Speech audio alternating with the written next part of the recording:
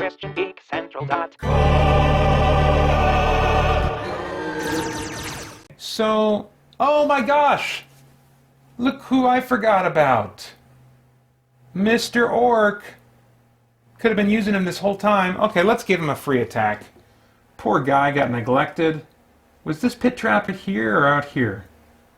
I don't know, I'll put it here.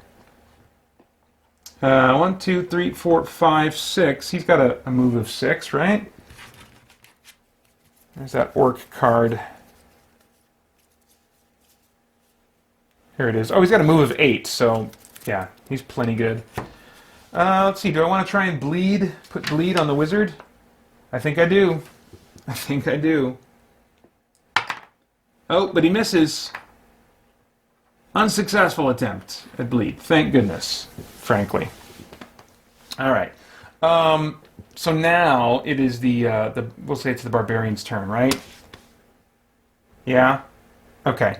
Barbarian, here he goes. Are we going to roll 6 or just go 6 on this one? Yeah, let's do that. 1, 2, 3, 4, 5, 6. Yeah, no, can't search for treasure here. Barbarian Elf is going to go 1, 2, 3, 4, 5, 6. Dwarf, I don't know if I've forgotten to do this once already, but I'm going to put a glass bead on top of his stubborn resolve, so a little token there. And he will go 1, 2, 3, 4, 5, 6, and surf to this spot here. And the wizard, oh man, he's in a pickle, isn't he? He's got to kill this orc or jump the trap to get away from him. So, I think maybe he'll just use Tempest. I think he'll just use Tempest. So this says this spell creates a small whirlwind that envelops one monster of your choice. That monster will then miss its next turn. So I would have much preferred to save that for a much more threatening monster, but he's plenty threatening enough at the moment that I really don't want him messing with my wizard. So Zargon's turn. Jeez Louise. I almost have enough to spring two spear traps, but okay, I got to take my son to school in a second here. Let me just finish Zargon's turn, though. I will go ahead and try to spring a spear trap on the wizard. The wizard, the most intelligent of the bunch, has a mind of 6, so he needs to roll a 1 through 5 for this trap to not be sprung on him. And he does. So that threat is spent. The orc cannot attack at this point, and so then that's the end of Zargon's turn. And when I get back from taking my son to school, we will pick it up with the barbarian's turn. Thanks for watching, and I will be back in about 40 minutes, would be my guess. Oh, hi Gabriel. Good to see you. Good morning. Okay. Well, let's see if we can get this finished up here. It's now the barbarian's turn, I believe. Gotta jump these pits. Good gravy. Alright. Here we go. 1, 2, 3, 4, 5. That is my intention, is to do that. Let's see if that actually works out. It does! Nice. Okay. So he gets to attack this orc. Yay! And he gets 2 skulls. Very nice. The orc gets 2 defense dice. Only 1 body point, though. Very nice. There goes the orc. And let's remember to roll. No potion this time. Very happy about that orc being dead, though. Good grief. The elf's turn. He's got to jump that trap, too. I'm almost tempted, you know, since he has this ability Acrobat, to add to this that the elf can automatically successfully jump revealed traps. But I think that's going to be overpowered. I mean, well, maybe not. I mean, with the threat system, he could still have a trap sprung on him, and Acrobat wouldn't apply necessarily to that. It would just be his mind, the roll using his mind points. I don't know. I'll give that some thought. All right.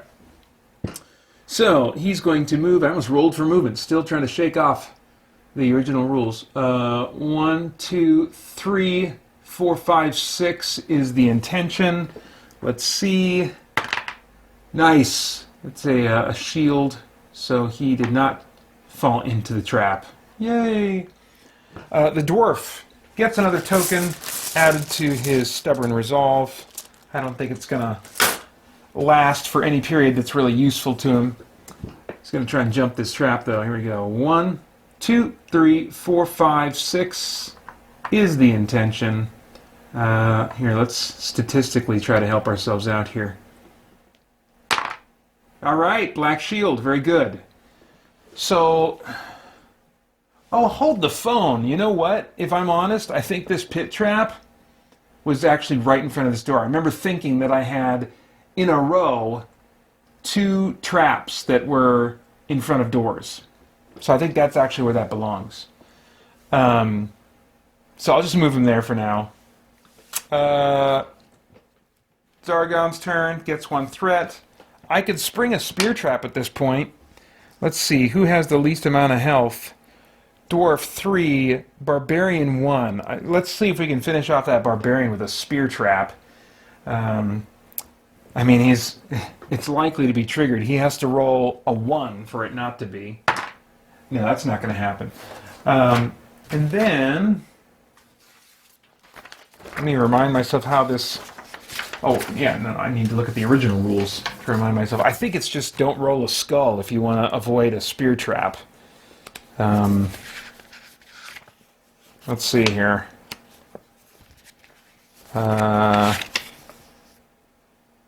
Springing, yeah. Black or white shield, you dodge out of the way. So just don't roll a skull is what I want. He does roll a skull. So he takes 1 point of damage. He's going to have to drink that potion now. We want a good roll off of this. 6! I promise. I promise. It really was a 6. Great. Okay. So that went as well as it possibly could have. I'm still doubtful. The barbarian has 1 healing potion, the elf has 1, the dwarf has 1. So I guess 1 for each at this point. But the dwarf is looking pretty low. So I think this is doable. But it's going to be close. Alright, whose turn is it now? What the crap? What the crap, Pater? Come on. Who just went? Barbarian. Did the barbarian go? What was I even just doing? No, the dwarf did his thing. I gave a threat. Oh, I was doing Zargon's turn, and he sprung a trap. And then the heal was in response to that. Zargon's turn is over. Barbarian's turn. He's got to jump another trap. Yay. 1, 2, 3, 4, 5, 6 is the plan. And let's see what happens here. Ah, dang it. Falls in. Takes 1 point of damage. Elf is on the move, hopefully. 1, 2, 3, 4, 5, 6 is what I would really like to do. This door got moved around. Ah, dang it. Back in the freaking pit. Okay, so that brings him down to 5. The dwarf, he's supposed to be right here, isn't he? Yeah, so 1, 2, 3, 4, 5, 6. Let's just have a whole party down there. Can we do it? Can we just have a party down there? No! Alright, dwarf made it. Very good. Oh, poor wizard. 1, 2, 3, 4, 5, 6 is what I really hope happens. Yes! Oh, yes! Zargon gets a threat. Back to the barbarian's turn. He's just getting out. 1, 2, 3, 4, 5, 6. Elf. 1, 2, 3, 4, 5, 6, and we surf. Dwarf. Yeah, I think we just had that center chamber. Oh no, you know what? We do have another room over here. But I'm going to use the cheating powers that I've given to this party to... Actually, do I want to do that? Do I really want to do that? No. We do a clean sweep of the dungeon. We do a clean sweep. We search every room. We do not compromise in this. Even if the odds look stacked against us. We do not compromise in the sweep of the dungeon. Francisco Ruiz says, morning. So how do you feel about Game Fest? Feel Board Game Fest has gone so far? I've really been enjoying it. I couldn't do this for Extra Life because board games just take so much more focus.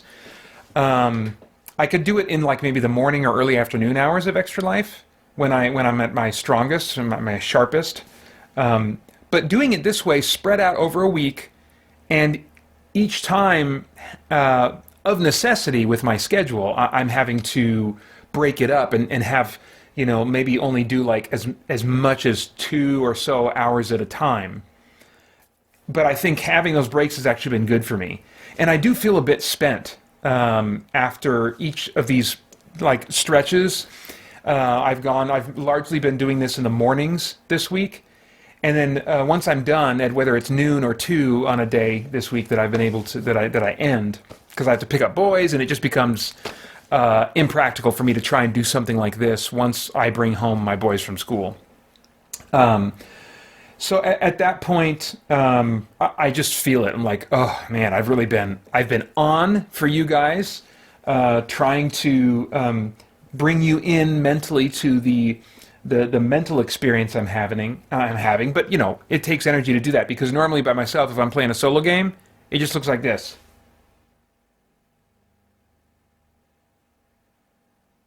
And nobody wants to watch that stream.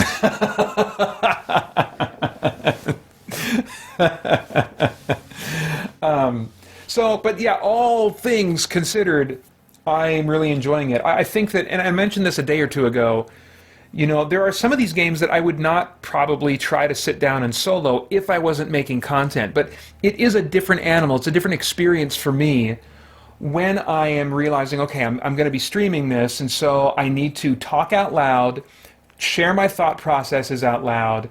That naturally, just being on camera and knowing that people are watching brings a little energy to the experience. Leads me to be a little bit more animated, to get into the theme a little bit more. I have a reason to get into the theme just a little bit more. So I think there are actually some of these experiences that I am enjoying more because I am streaming them. And so it's interesting. Later today, the thing I plan to do at the end of the day today is kind of present, as I figure it out, as I talk out loud and figure it out, my top 5 solo board games. And I'm gonna try and factor in how I feel about some of them while I'm streaming or while I'm making content versus just by myself. So that'll be an interesting kind of thing to kind of work through. But yes, that's a much longer answer as I usually give to what is otherwise a very straightforward question. I feel like solo tabletop game fest has been going very well. I've been enjoying it enough. The level of engagement from people watching has been honestly higher than I expected. I thought maybe no one would be tuning in because it's during the workday for a lot of you guys. Even though we got COVID and a lot of you are working at home, I thought even so, I wasn't expecting near the turnout that we've been getting, which has been great. And so all those things combined say to me, I'm probably going to do this again next year, and maybe in the meantime find ways to fit in some board game content during live streams between now and then. So thank you for asking. Hello, hi to you. He says, hi again, keep it going. When the dwarf jumps the pit, I imagined him stepping on and I can't see what the emoji is, but stepping on someone's head. Yeah. Yeah, it gets a little crowded when with the pit mechanic in this game. It can easily get very Very crowded. And then he adds, you should look into Seventh Continent. You're not the first person that's mentioned that game to me at some point. I'm trying to remember if I did look into it or not. I'll have to look at it again. I do tend to be fairly laser focused in my board games on a few factors. I tend to like dungeon crawls. I just love that genre. I love that theme. And I like the progressive campaign and the progressive character growth over multiple game sessions. So it's the rare game that is going to really capture my interest, where when that game session is done, you reset the board, and start over. I like that feeling of progression from one session to the next.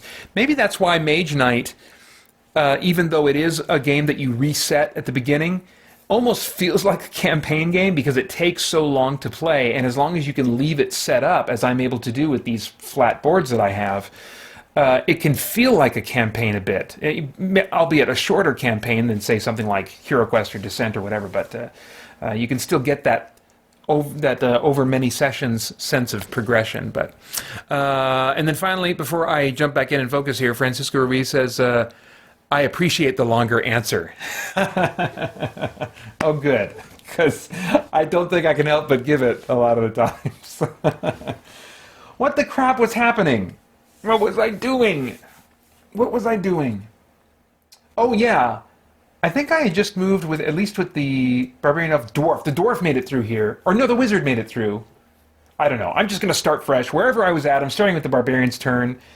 I'm pretty sure by now I'm just going to get rid of Stubborn Resolve, because I will not have it by the time. I think I just have one more token to add, and so anyway. So Stubborn Resolve, got to turn that card over. I cannot use that again this quest. But yeah, we're going back. We're going back around here. Clean sweep of the dungeon, people. Here we go. 1, 2, 3, 4, 5, 6. Elf. 1, 2, 3, 4, 5, 6. Surf to the front. Dwarf. 1, 2, 3, 4, 5, 6. Surfs here. And then we have a bit of hallway to set up here. This definitely is breathing new life into this game for me. Again, I don't know that I was thinking about it while I was driving my son to work. I was like, would I get this out if I didn't have a camera on, if I wasn't, making content? Would I get this out and play it solo? I think only time will tell. But I mean, for what this experience in particular is, I'm enjoying it. So just blocked, nowhere to go that way, but down this way,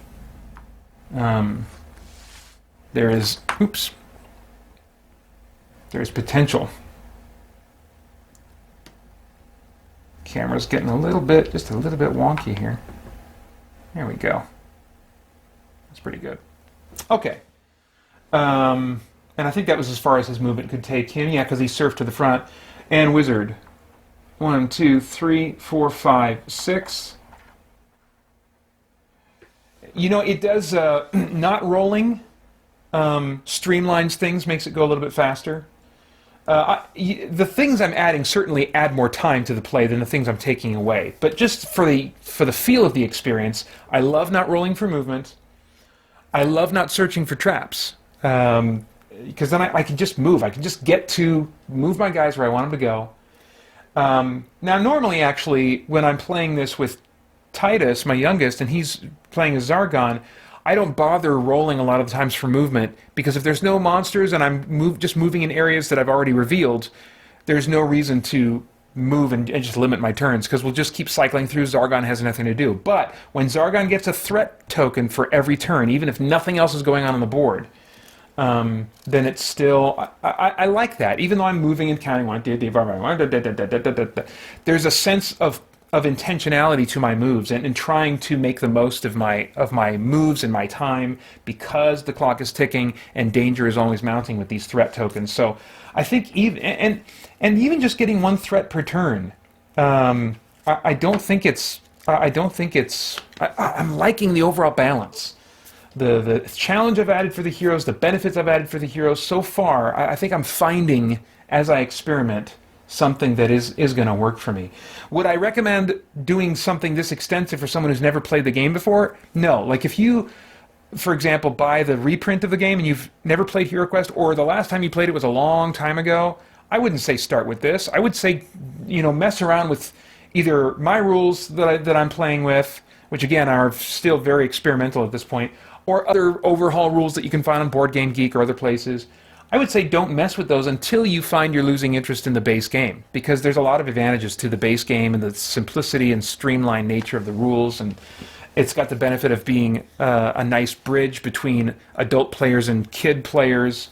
I think this would just be too much for Titus right now, especially when I'm experimenting and the rules are a little bit in flux, Anyway, Titus is 10, by the way, for just a point of reference. So that was the wizard. I think I just gave Zargon a threat. Barbarian's turn. 1, 2, 3, 4. And let's go ahead and open up this door.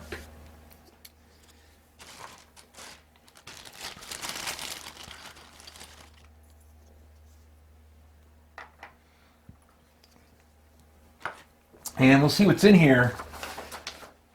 Not an inviting room. Not a very inviting room. There's a torture rack in here. It's pretty dark. It's pretty dark to have a torture rack in there. Very thematic. Again, this is just a piece of furniture that is blocking off, that's changing the shape of the room so that on a mechanical level, there's just a little bit of variance in some of these rooms. I mean, it doesn't really make that big of a tactical difference at all, but I think that's part of the reason why they have these objects that they're, in the design of the game, putting in rooms. But it's thematic. I mean, this torture rack, mechanically, is exactly the same as the table, as the whatever this spellbook arcane altar or whatever, and as the sarcophagus that was back there. It's the same, and the alchemist bench. They are all mechanically the same, but they present something very different thematically, and I love that. Okay, so we got a couple monsters in here. We got listed a goblin and an orc.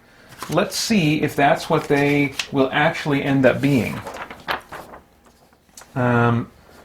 So, goblin. We rolled a 4. That's not one of the numbers listed. 6, 5. Got to get a 1 through 3. 1. Okay, so it is a goblin. He remains a goblin. So he might try to steal. And then an orc. So let's see if that is going to remain an orc. It'll be either an orc or a scout. Be nice, I should see, on my table here, the only equivalent that I have in this list is a scout. I should maybe consider changing the stats of either a Wendigo or a Hellhound or one of these other ones, Dark Elemental, Dark Elf Assassin, something that, so there can be a little more variety when I run into an orc. Although, at the same time, orcs in fantasy are such a common baseline monster that maybe it is appropriate that they are among the more common types of monsters that I run into. All right, it does remain an orc. And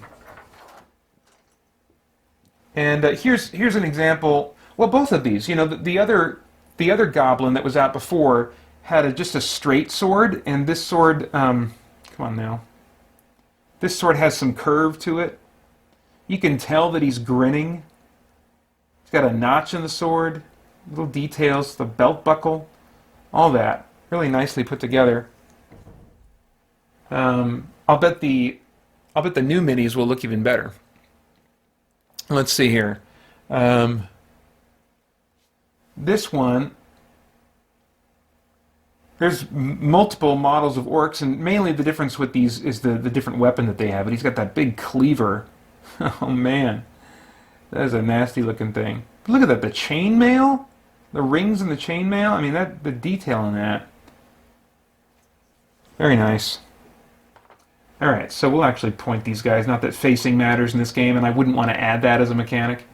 But just the same, we'll point them toward the heroes there. How much movement did I feel like he could go in there and attack. Didn't he start, what, right here maybe? 1, 2, 3, 4. Yeah, let's just get this party started. 5. And, yeah, 6. We'll go all the way here. Oh, however, he moved into a new room, so I need to check and see, according to my rules, if I have enough threat to spring a trap. I do not, so he's good to go. So yeah, let's roll to attack. See if we can take out this orc before he has a chance to do anything. That'd be pretty great. 3 skulls, and he only has 2 defense and 1 body, so that is going to take him out. You get a potion out of this? No, not this time. Okay.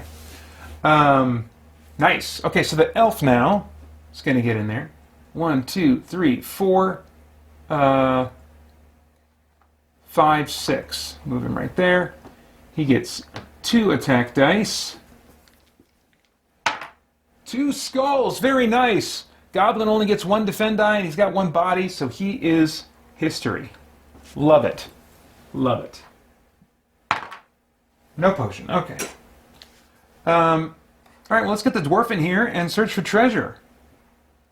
1, 2, 3, 4. Get him away from that door while he searches. What do we got? Potion of defense. Love to see that. Amidst a collection of old bottles, you find a small vial containing a clear liquid. You can drink this potion at any time, giving you 2 extra combat dice the next time you defend. This may only be used once. Do not return this card to the deck. So that was the dwarf. Yeah, he found a potion of strength before in this quest, but a potion of defense, very welcome. Kind of can take the place of him having used stubborn resolve at this point. We do not want the wizard to search for treasure. Let's give Zargon a threat.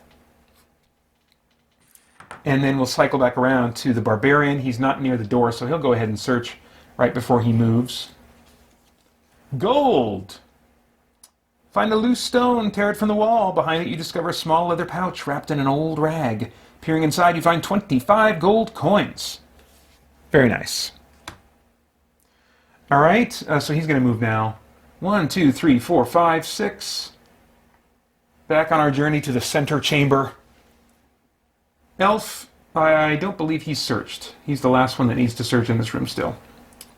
What do we got? Gem. Tucked into the toe of an old boot, you find a small gem worth 35 gold coins. Very nice. 1, 2, 3, 4, 5, and 6. Dwarf. 1, 2, 3, 4, 5, 6. Surf a little bit right there. Wizard. 1, 2, 3, 4, 5, 6. Surf. Alright. Zargon gets another threat. Close to being able to spring a pit trap here. Barbarian. 1, 2, 3, 4, 5, 6. Elf. 1, 2, 3, 4, 5, 6. I think there are some people who, when they make rules variants to this, will give each of the different characters different static movement points. So they're still not rolling dice, but say the barbarian is going to get more movement per turn than the wizard or the dwarf. And I definitely did consider that, but I felt like that was just one level of complexity that I didn't want to bring into the game. In D&D, for example, I think no matter what class you are, unless you have a special ability, it's just based on what race you are. If you're a human, you all move about the same speed. I think you know, you all pretty much move the same speed unless you have some special ability. So I'm content to just have them all move, you know, a static 6 spaces unless I choose to risk it with a roll. Dwarf. 1, 2, 3, 4, 5, 6. Wizard. 1, 2, 3, 4, 5, 6. Another threat. I think Zargon would want to wait and not spring that thing yet. There's a better time that he could spring it. Oh, man. Oh, man. And I know exactly when it is, too. Okay, Barbarian's turn. 1, 2, 3, 4. Got a little bit to reveal here. You guys excited? We're coming up on the climax.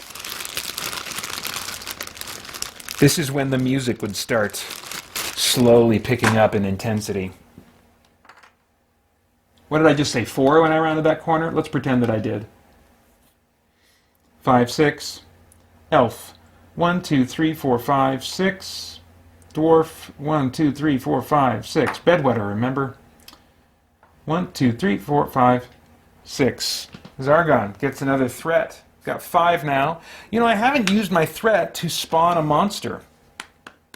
Maybe I'll do that instead of a trap. Let me remind myself what my house rules are for that.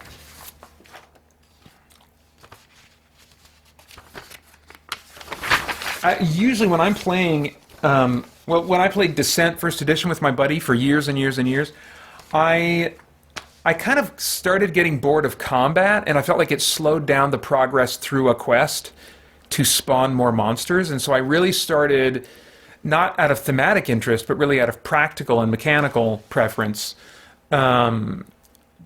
using Overlord decks, because you can kind of customize what type of strategy you use as the enemy player in that game. And I started putting out traps more often, because traps, they basically just appear, the hero dodges them, or they don't. They take damage, or they don't, and then you move on with the game. Whereas opposed to, if you spawn more monsters, you get more monsters on the board, that just slows down turns. There's just more monsters that need to move, they need to roll, and then defend, and da-da-da-da, and all that stuff. So I think that even coming back to this, my instincts have just been developed over so many years of playing Descent with my friend, that I'm just like, just do traps, traps, traps, traps, spring those traps, especially when I'm using a threat system and a trap spawning system that is very much inspired by Descent First Edition. All right, monster spawning. At the start of his turn, after adding a threat token, if appropriate. I say if appropriate because normally I have that you can only add a threat if there's no monster figure on the board or if all rooms have been revealed. But alternatively, I wrote, to increase the challenge, place a threat token behind Zargon's screen at the start of each of his turns. And that's what I've been doing, really, since the start of this quest. So anyway, at the start of his turn, Zargon may remove 4 threat tokens from behind his screen to bring any monster ranked lower or listed higher on Zargon's screen or the rank/conversion page. So weaker, basically, than the quest's wandering monster into play. Zargon places this monster on any revealed space that is not in line of sight. So any line of sight to any hero. So the wandering monster for this one is an orc. That means that if I'm looking at my monster ranks and conversion table, that anything that's listed above orc here, all these would be an option if I want to spawn them. I can spawn a Wendigo, a Hellhound, a Shade. So I think I'm going to do that, actually, just to get kind of a different monster on the board next chance I get. What I was going to do is when they open up the first hero walks into the main center chamber, I was going to just spring a pit trap right there, and then they would all have to jump over that. And maybe that would have the highest chance of doing damage to all of them, I don't know. But just for the sake of theme, I want to bring a new monster in the next chance I get, which I think is, what, the start of my turn? So, which is now, right? I think I just moved the wizard. So, yeah, let's go ahead and spend 4 threat. And I get to choose. One of the few times I get to choose here. What have we not seen that would be interesting? I could put out a Beastman. I mean, really what I ought to do is aim for something that is as close to Orc on the list as possible. So I should try to put out a Wendigo, a Hellhound, a Putrid Zombie, a Shade. Let's put out a Shade. That sounds kind of cool and supernatural, even though it's not quite up, quite as strong as one of these other options, like a Hellhound or a Wendigo. I called that Wendigo all my life. Since reading it in Scary Stories to Tell in the Dark, that was the first time I read that word. But then somewhere along the line, I heard somebody, like in an official game or something like that, someone that had a publisher that would have checked on these things. They pronounced it Wendigo. Anyway. So yeah, let's put a Shade out. Not within line of sight.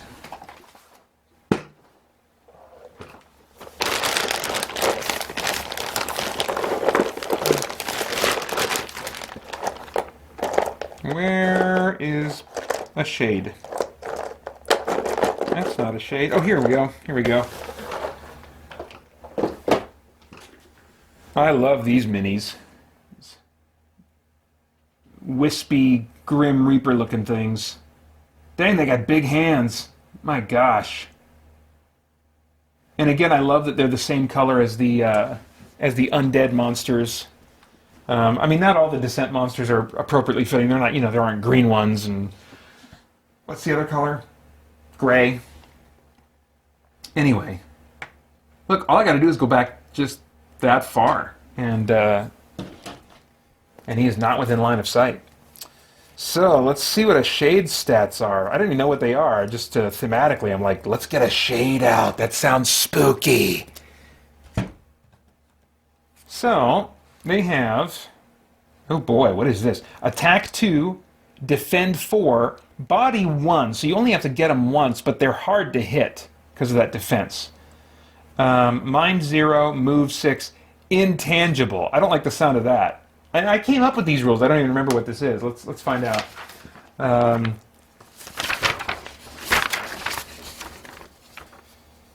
Intangible. This monster may pass through walls and enemy figures, but must end its movement on a revealed empty space. Oh, that's not too bad.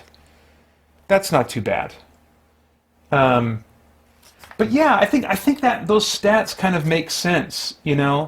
Like it would be hard. So it must have some substance to it when it's not intentionally being intangible, so that normal weapons can affect it. But there's a better chance that like a spell, like Fire of Wrath or Ball of Flame, you would think that with a supernatural creature like this that magic is going to be more effective, and that is the case. A standard attack is going to be met with a defense of 4, but Fire of Wrath and Ball of Flame, they don't involve the enemy rolling defense dice. They just have to roll on a single 6-sider and hope for a result. So, yeah, I think those stats, I feel pretty good about those. All right, so now I get to do something with this, and oh my gosh, he's got a move of 6. You realize what that means. 1, 2, 3, 4, 5, oh crap, 6. I can't quite make it up to that wizard. That's totally what I would do. 1, 2, 3, 4, 5, 6. Yeah, okay. So I guess he'll just go here. And he will attack the, because I have to end on an open space. And he can't surf, because those aren't his friends. Oh, here, would you like to... Let me let you through. Okay, so an attack of 2 on the elf. And he gets 1. The elf gets 2 defense dice. And he defends. Nice. See, that's how this game should be played. Oh, geez. Okay, so it's the barbarian's turn. He's going to keep going ahead, and hopefully the elf can take care of the shade. 1, 2, 3, 4, 5. So we got one more movement point to use. I'm going to actually just lay this down so that you guys can see the hallway there that I set up.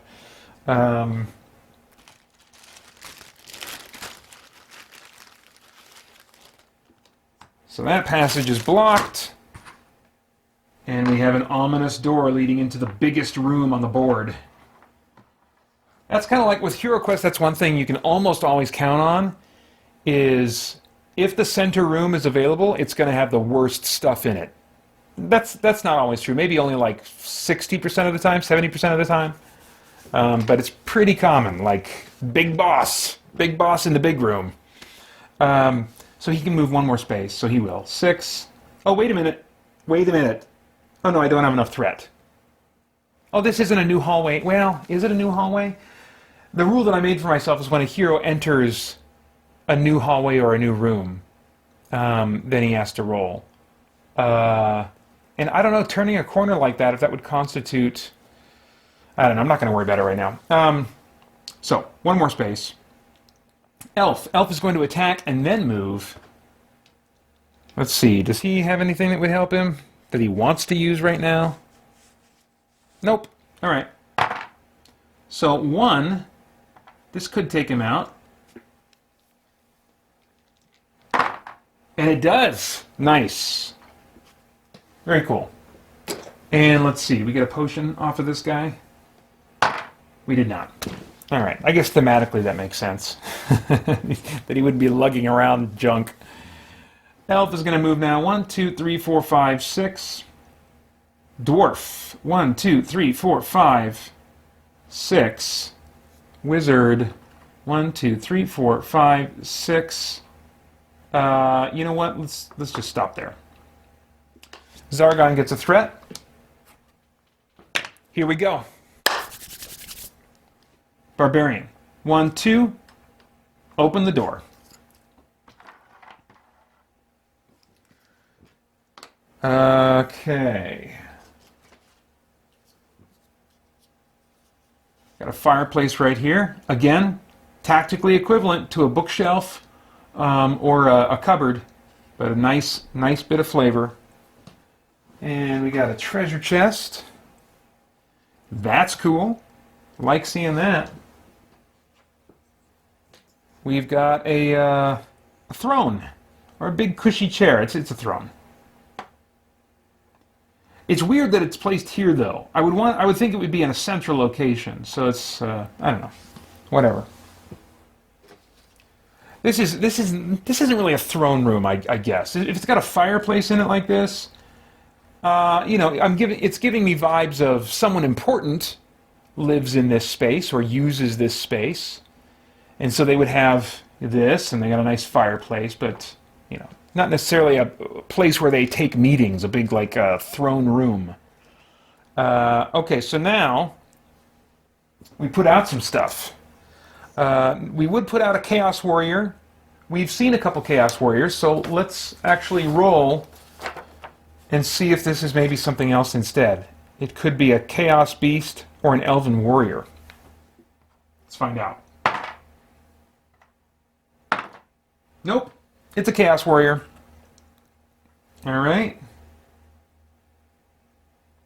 Where does he go? He goes here. How about that orc? Is that an orc or is it a scout? Let's find out. It's a scout. So he might be bringing in some reinforcements. That's definitely a guy I want to take out as soon as possible. How about this other orc?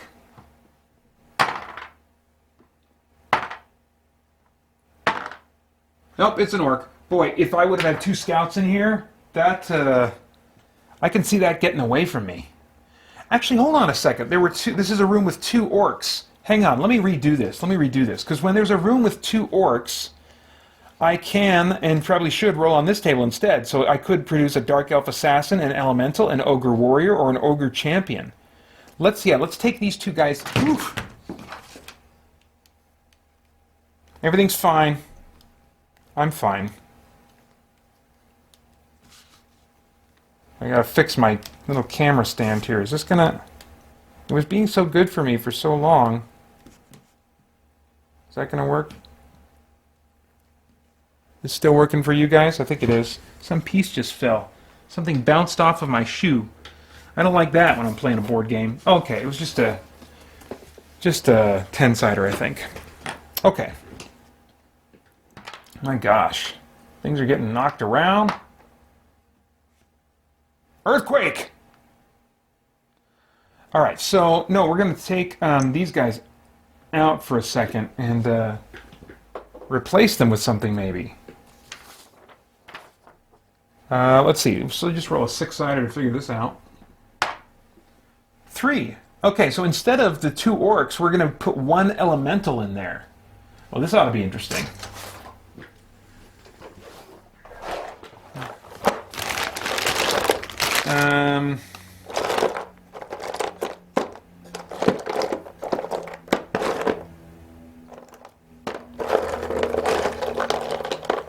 Where is the miniature that I was planning to use as an elemental? Might be in the other box.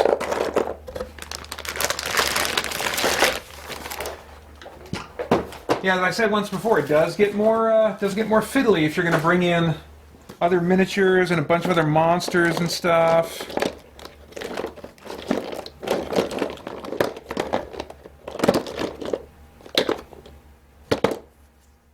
Good gravy, this thing is huge.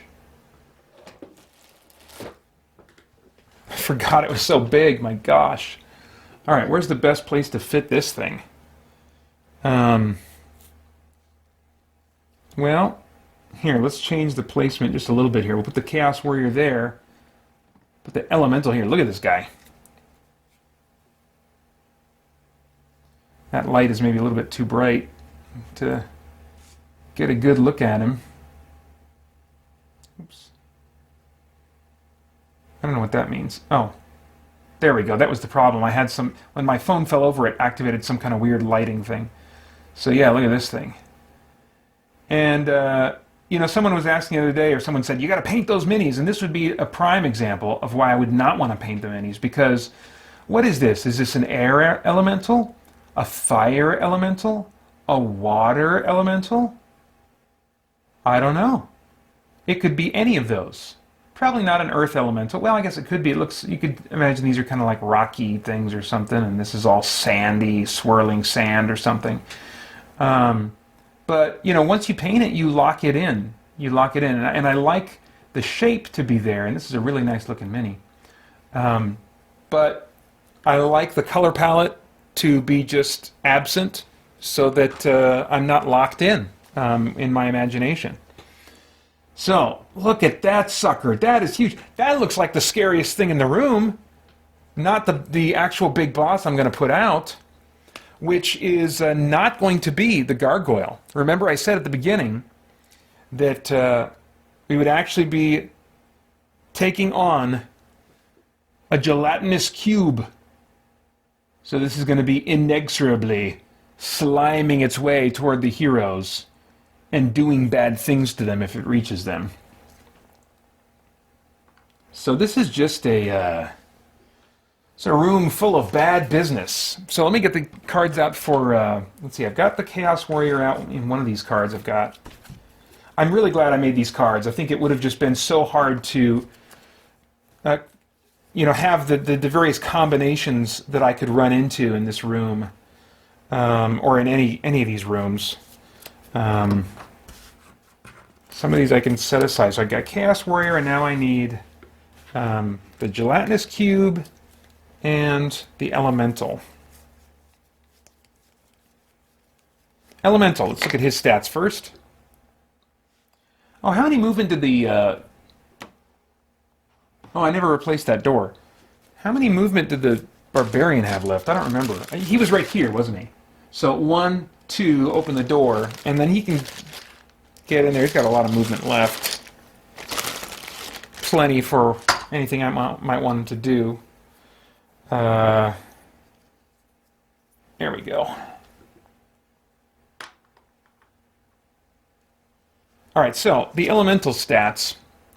He's got an attack of 3, that's pretty beefy. A defend of 2, just a body of 1. So again, kind of like the Shade, he's a bit hard to hit, kind of wispy, kind of somewhat intangible. Oh, he's got intangibles and ability. Mind of 2, move 8. So he's got intangible. Well, that'll be handy in cramped quarters like this. He's got a bunch of abilities. Explosion. Good gravy. What's that about?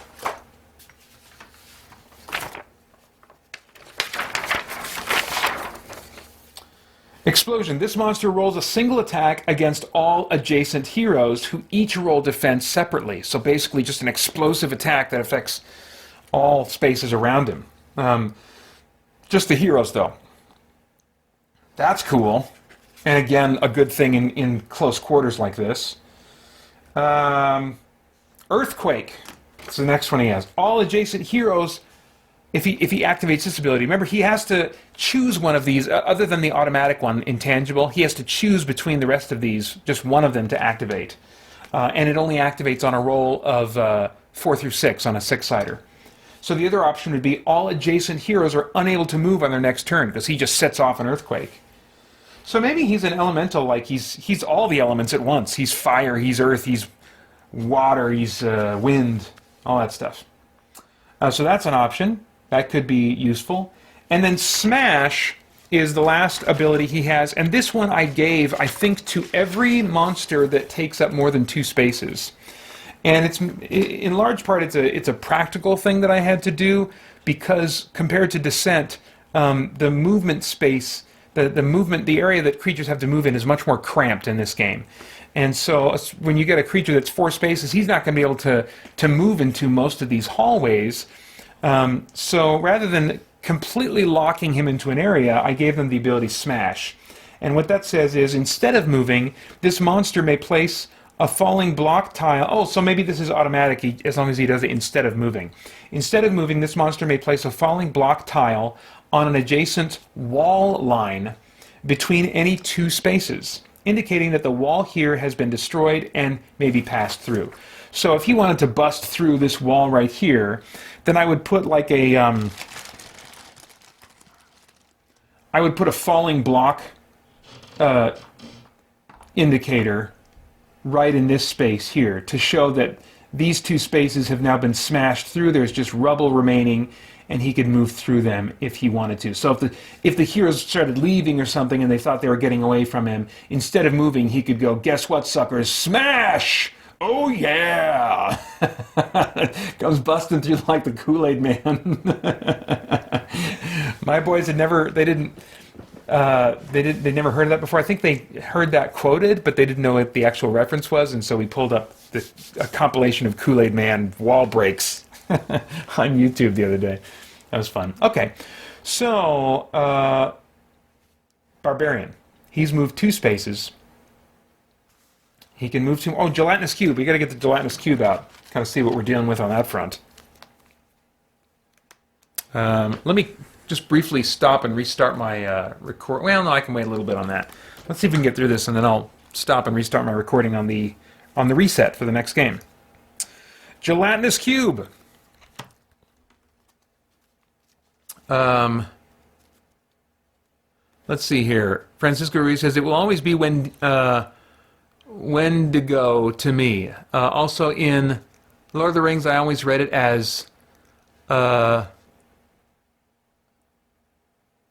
Legolas, not Legolas. What is this, Alpha? A lass made of Legos? And let's see here. Yes, the camera's still working on our end. Thank you. Get some RGB lights for the elemental, and then just light it differently based on the elemental type you need. Huh. That sounds like a lot of work. Okay, Gelatinous Cube. What do we got here? So, attack of 0. What's that about? Defend 6. So, big slimy thing, hard to affect with weapons. Body 6. Oof. I don't like this at all. This is outrageous. He's taking the place of the gargoyle? This seems overpowered. Mind 1. Move 3. So he's got 3 automatic abilities now. Absorb, Grapple, and Flesh Eater. Now Flesh Eater, that's the bleed token one. And we'll see these powers all kind of work together at the same time. They're all automatic. So let's see what's going on here. Absorb. This is the big one. This is the power that I created just for the Gelatinous Cube. I just created this power like last week while I was getting ready for this and really was like, oh, I want a Gelatinous Cube in this game. So here's what I decided. This is an automatic ability. A monster with this ability may move into and end its turn on spaces occupied by other figures. So this is both hero and enemy figures. When a monster with Absorb moves into another figure's space, that figure is under the effects of Grapple. And I'll get to that in a second. Well, we've talked about that before with the Fimmer, right? So it's under the effects of Grapple, but may not move the absorbing monster if the grapple is broken. Normally, when you break the grapple, you can move that monster back like a space or so. In this case, they cannot move the Gelatinous Cube if they break grapple. Absorbed figures are placed to the side of the board until they break the grapple or the absorbing monster is killed. So they're placed to the side of the board. It's not that they can't, they can still attack from within the Gelatinous Cube. I think that's what I'm going to rule. They can still attack and try to attack their way out. But they're set to the side of the board just for simplicity's sake, so that wherever the Gelatinous Cube moves, once the Gelatinous Cube is destroyed, then they basically re-emerge on the board at the point that he was destroyed at. And also that allows the Gelatinous Cube to absorb multiple figures, multiple monsters, multiple heroes and stuff like that. Just be this inexorable force that's moving its way. And it doesn't have a real fast movement. It only has a move of 3, which I think is the same movement as a zombie, which seemed about right to me. Okay, so let's see. That's absorb, grapple.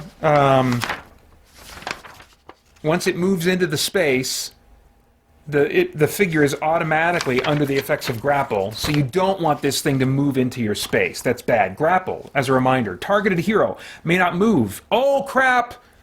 Attack, cast spells, so I guess you can't attack from inside. Or roll defense dice until this creature is dead or no longer adjacent to the hero. So basically, you want to attack this thing from far away, or you want to attack it and then get away from it. Yeah, the targeted hero may not move, attack, cast spells, or roll defense dice until this creature is dead or no longer adjacent to the hero. At the start of the hero's turn, while grappled, he may roll 1d6. Now, I don't think that it would be in the spirit of the rules, even though they can't roll defense dice, I don't think it would be in the spirit of the rules that another monster be able to attack an absorbed hero. I think they would have to be attacking the cube first before they had any effect on the hero. So that really isn't relevant to this type of grappling scenario. Anyway, at the start of the hero's turn while grappled, he may roll 1d6. If the result is lower than the hero's starting body, the grapple is broken, and they may move the grappling creature one space in any direction. They can't actually do that, but they could then move since they've broken the grapple. If it is not possible to move the creature, the grapple is still broken. Okay. So that was a lot of blah, blah, blah. And then finally, Flesh Eater. This is really how he does damage. Basically, this is an automatic ability. Targeted hero gains a bleed token. And so I'm assuming that this could be done to a figure that it's absorbed or to a figure that's adjacent to it. It's not a ranged attack, but even if a figure is not absorbed, if it's adjacent to the gelatinous cube, it could throw some acid at them that would open them up and get them bleeding, or just be burning away at their flesh or something. So yeah, the Flesh Eater ability can put a bleed token, and this is automatic in the case of the gelatinous cube. Automatic bleed token. And then at the beginning of every turn, they roll 1 combat die per token. On a skull, they lose a body point. On a white shield, they remove a bleed token. On a black shield, nothing happens. Remove all bleed tokens from any hero who drinks a healing potion or is the target of a healing spell. So, of all the creatures I've made stats for to add to this game, this one doesn't necessarily have the most abilities, but it has the most abilities that are kind of interacting or doing stuff at the same time. So there's a bit going on here. I'll have to be on my game to keep track of the gelatinous cube and what he can pull off. christiangeekcentral.com